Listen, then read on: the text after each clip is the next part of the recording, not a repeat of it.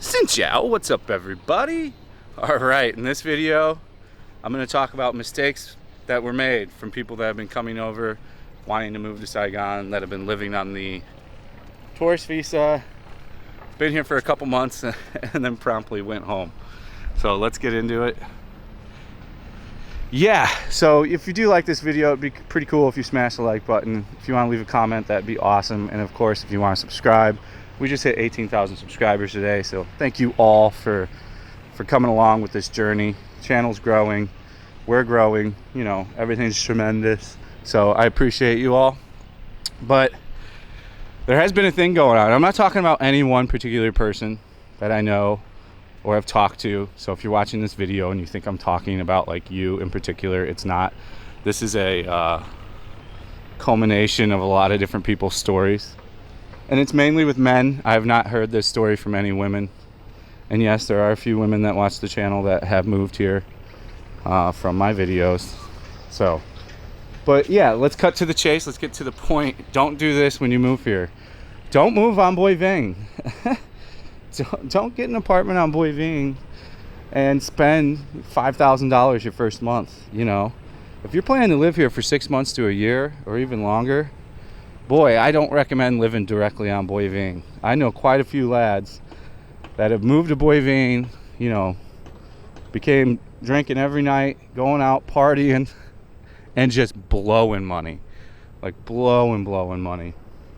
So, I don't want you to make the same mistake. You've got to pace yourself. This is a marathon, not a race.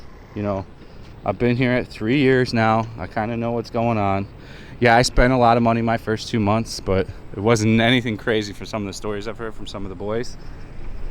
You've got to slow down, you know. My advice for you, so you don't burn out, we're going to call this do not burn out in Saigon.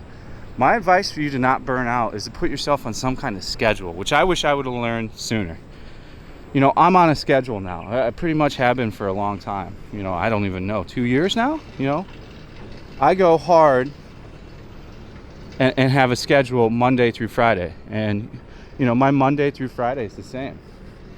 You know, I wake up, if I've got to edit a video and put it out by 11, because I like to put my videos out 11 Vietnamese time, I do that. After that, I go run, I cool down for a bit, take a shower, go down and I swim. I hang out in the pool for 20 minutes after I swim.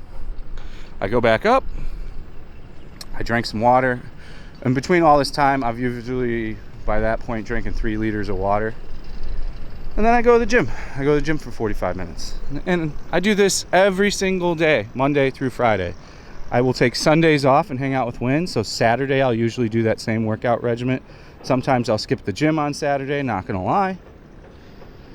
And then I go out after all that's done at around 3 or 4, depending on how quickly I got all those things done, and I film. I work. I go film from anywhere from 4 p.m. to 7 p.m. And then that's my day. I come home, you know, we eat a dinner. I've been pretty much eating just meats and vegetables now, not too much processed foods. Again, on the weekend, on Sunday is usually what, if you want to say a cheat day. Again, cheat days aren't really that extravagant for me anymore. You know, I was in Singapore where we ate like shit, and then I was in America where I ate like shit, so clearly I put back on some kgs pretty easily to tell that. So I'm back in the swing of things. But that's what you need to do. You need to regulate yourself Monday through Friday and have a set course of action daily. Get a routine, fall into that routine, and then don't go out drinking those nights. You know, Friday night you can go out and drink, Saturday night go out and drink, and that's it. Just those 2 nights. You know, recover on Sunday. If you've got a girlfriend, hang out with her on Sunday. Go do stuff with her. You know, if you've got a Vietnamese, Saigonese girlfriend in particular, she's going to want to go and get some coffee, hang out at the coffee shop for a few hours. I advise you do this. She's probably going to want to get some bún bò Huế or some pho or some kind of bún cha, any kind of Vietnamese food. So I advise you do that as well. And then just relax on Sunday, you know. I do not advise you to go. We're walking around the This is kind of new what they put in here. This got finished right right during COVID first wave. So I don't know their plans with this. I think they're going to connect them when the subway is done, so you can walk down here into the subway station.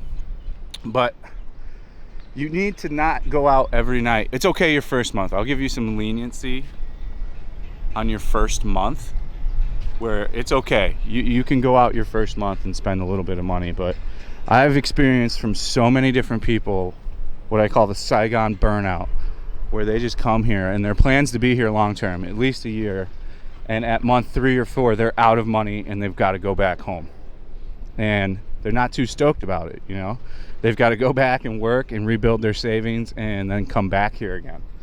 So, you know, other ways to combat this is try to come up with, you know, passive incomes, figure out different ways.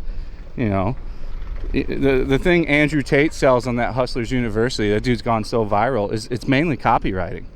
And, you know, you don't need to sign up for Hustlers University to figure out copywriting. For me, I'm definitely not a copywriter. I'm terrible with grammar. I'm terrible with spelling.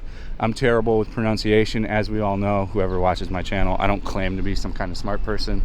I'm definitely not book smart, as I'm a high school dropout, so I've never claimed to be book smart, nor will I ever. But if you have a good, comprehensive, you know, way of writing shit and typing shit out and making it sound good, copywriting seems to be a pretty easy thing to get into. Again, not my type of gig, but there's all kinds of other passive income ways. You should make a way to try to make some kind of money. Heck, even if you want to pick up a camera on YouTube, like, there's so much a market for YouTubing. Unless you've got some crazy niche skill, you're not going to blow up quick. So don't depend on that for hardcore money within the first year or two. Again, unless you sign up with some advertising company here that's going to push your shit and you're going to give them a percentage of what you make, then you're not going to have exponential growth really that fast. So I'm just saying, don't burn out, guys. Come up with a routine for your Monday through Friday. Don't focus going out every single night and partying and getting wasted.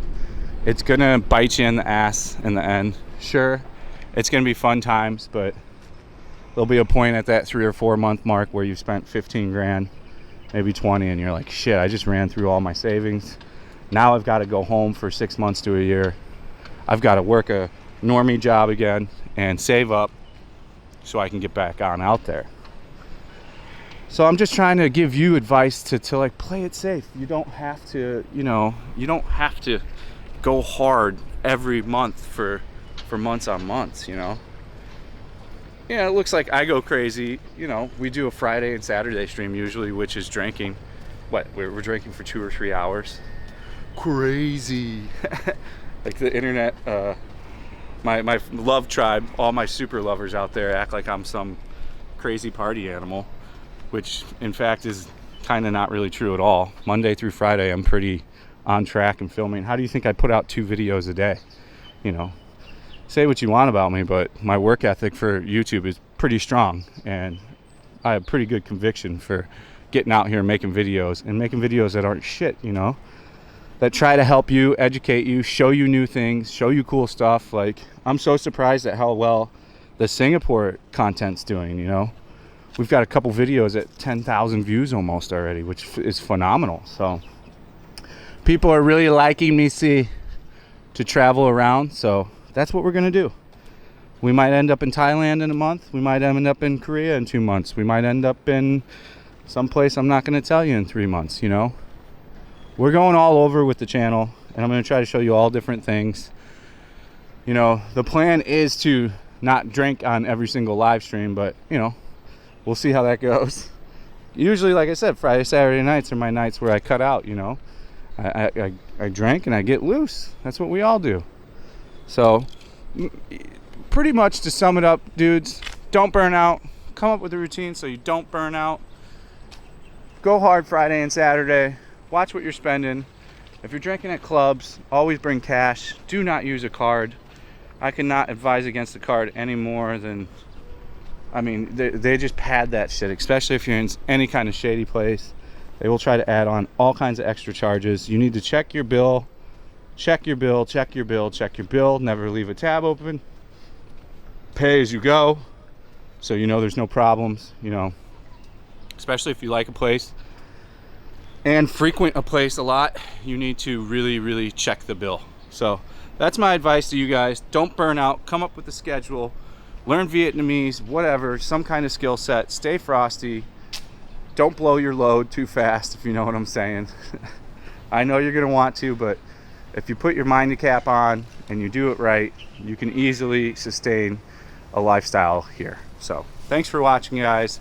Stay frosty. Drop a comment if you have anything to add to this one. See you on the next one. Peace out.